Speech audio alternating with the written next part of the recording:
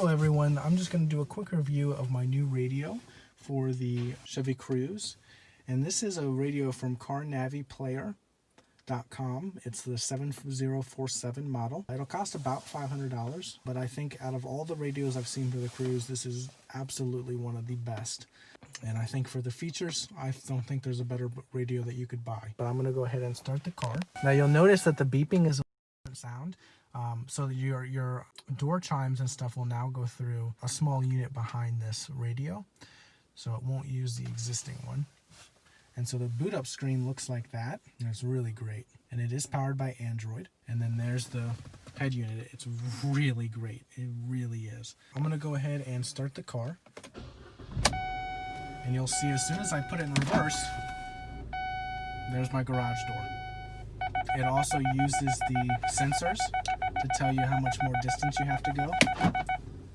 Now that will work even from a fresh startup. Even if the radio hasn't booted up, as soon as you put it in reverse, it will show that, even if the radio is not booted up, which is something I was definitely worried about. So it's got the radio. You just click for the radio. And it's a nice radio display. And you've got all the tabs for the presets. It's 100% touchscreen. You retain your ability to use these. So like the volume up and down works. Your band and stuff will change from like F3, AM. So almost all these buttons work. Clock I don't think does anything, but you've got touchscreen for that. All the buttons that matter work perfectly. So that's the radio.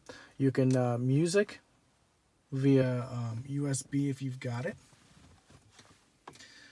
You've got Bluetooth, and it will run a call right through this. Works perfectly. I have a microphone installed right up here, which is kind of too dark for you guys to see, but it sounds great. And then all the call logs, all that's all there. I'm not going to go into that just for privacy reasons, but it's a very nice display. It really is. I've been so impressed with it. And then it's got settings, which are like all the Android settings. It's just as if you had an Android tablet setting in your car.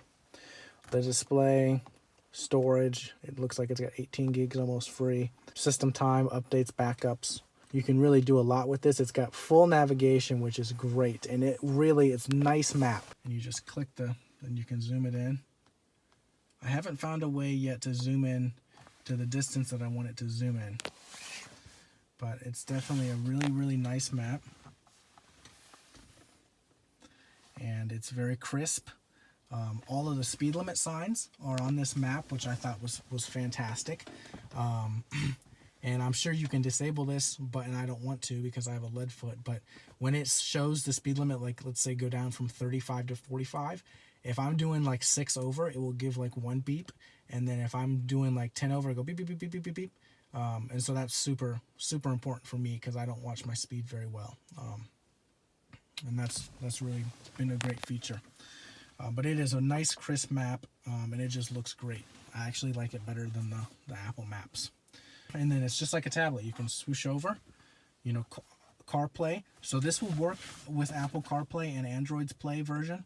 So text messages will be read to you aloud. You can call people. It's just the same screen that you would have in a higher end car like a Tahoe.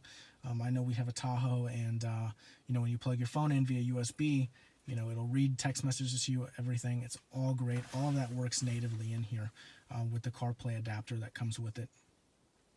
Actually, it's an add-on, but I mean, they sell it for this particular radio. It's not like you have to do anything hokey to get it to work. You just gotta get the CarPlay adapter when you get the radio.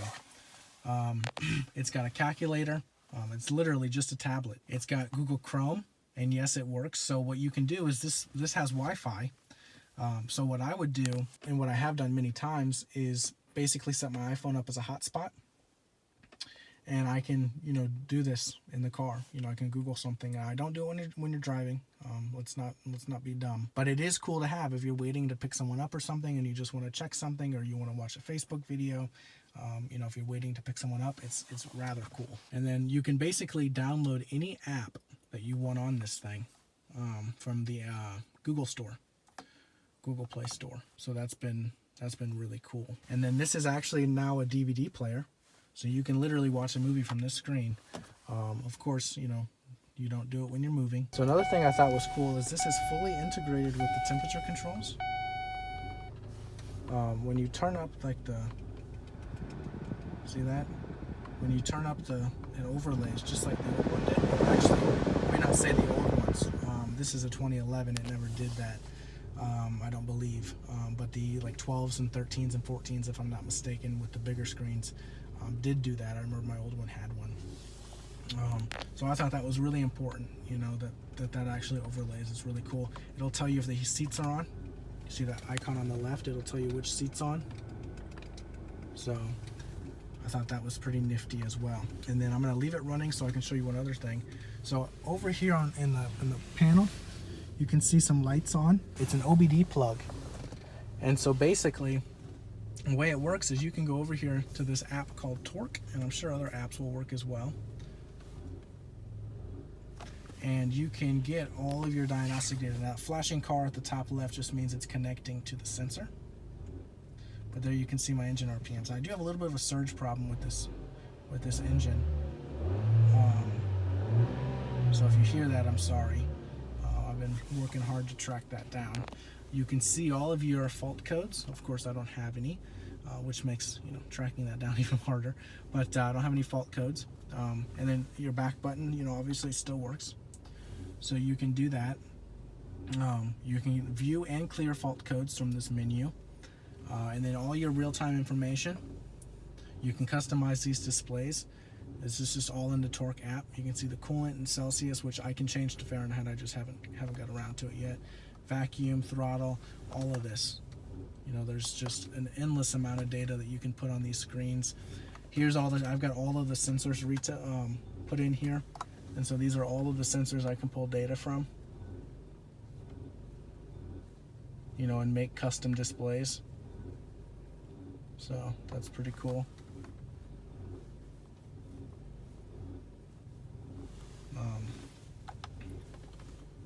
And when that's running, obviously you'll see it, you know, flashing a lot more.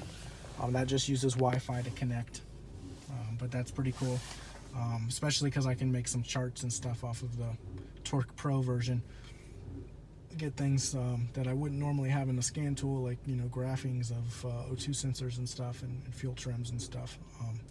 So it all can be done in the Torque app. So really serves a lot of purpose. At any time, you can click up here at the top and get your home screen, or drag this down. You can get your Bluetooth settings, your brightness, which goes way brighter if you need it to. It's just really, I've been very impressed with it. It was worth the install, absolutely. So, you know, it's got the date and the time. I'm actually recording on my phone, so I cannot show you the CarPlay, but it's identical to the CarPlay you'd find in a native GM that has a CarPlay. You know, you've got your Pandora overlay, you've got your text messages overlay, you've got your, you can even use your iPhone maps if you wanted to through CarPlay and show the map from your iPhone on the car. It's all the same features. All the same features you have in a CarPlay are with this when you have the CarPlay adapter. So, but I think that's, you know, pretty much everything. It's been a great purchase, and I had just that tiny little split screen, you know, before, and this is great. This is really, I've been so impressed with this radio, and really the value. I mean, I could go on Best Buy and spend $400 on a head unit easily and not have anywhere near the, you know, intuitiveness, like the, you know, controls and stuff. Like, it's just, you can tell this radio is made for a cruise. And for me, that's very important. So, but I'll go ahead and wrap this video up. It was a very easy install. I mean, all radios, you know, are pretty easy to install. I didn't have to cut anything. It was all, you know, all the radio components, you know, they came with a wiring adapter. I just had to plug everything in.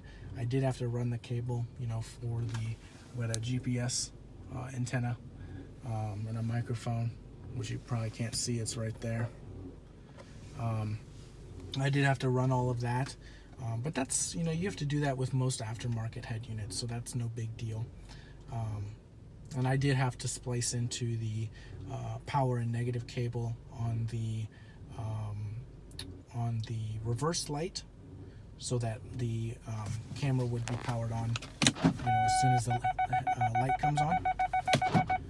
So, but that wasn't a big deal. You just take the tail light out, and I soldered mine, but you can use a T-tap, or you can use another lock, splice connector, so you don't even have to solder it if you don't want to. But I think the install probably took me maybe collectively maybe 4 hours, which is not bad, not for all the features I got. I mean, I ran the mic, I ran the antenna, I ran USB cables, I ran a USB cable into here because it does not use the standard USB in the car anymore, so I ran that